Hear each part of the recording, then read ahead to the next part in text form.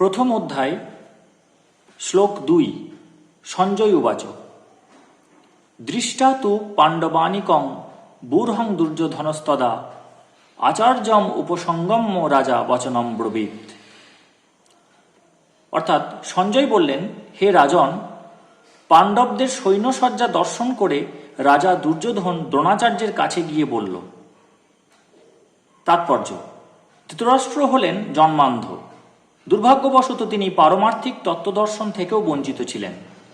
তিনি ভালোভাবেই জানতেন যে ধর্মের ব্যাপারে তার পুত্রেরাও ছিল তারই মতো অন্ধ, এবং তিনি নিশ্চিত ছিলেন যে তার পাপিষ্ঠ পুত্রেরা আজন্ম ধর্মপরায়ণ পাণ্ডবদের সঙ্গে কোনো রকম আপোষ মীমাংসা করতে পারবে না।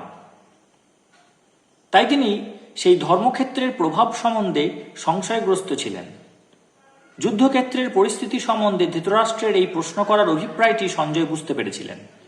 তাই তিনি নৈরাশ্যগ্রস্ত রাজাকে আশ্বস্ত করার জন্য বলেছিলেন যে পবিত্র ধর্মক্ষেত্রের প্রভাবের ফলে তার পুত্রেরা পাণ্ডবদের সঙ্গে কোনো রকম আপোষ মীমাংসা করবে না।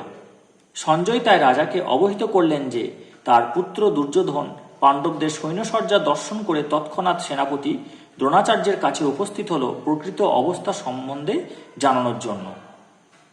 দুর্যোধনকে যদিও রাজা বলে সম্বোধন করা হয়েছে, তবুও সেই সংকটময় অবস্থায় তাকে তার সেনাপতির কাছে যেতে হয়েছিল। তাই একজন রাজনীতিবিদ হিসেবে সে যথেষ্টই পারদর্শী ছিল, কিন্তু পাণ্ডবদের সৈন্যসজ্জা দেখে দুর্যোধনের মনে যে ভয়ের সঞ্চার হয়েছিল তা সে তার কূটনীতির ছদ্ম আবরণে ঢেকে রাখতে পারেনি। জয় শ্রীকৃষ্ণ।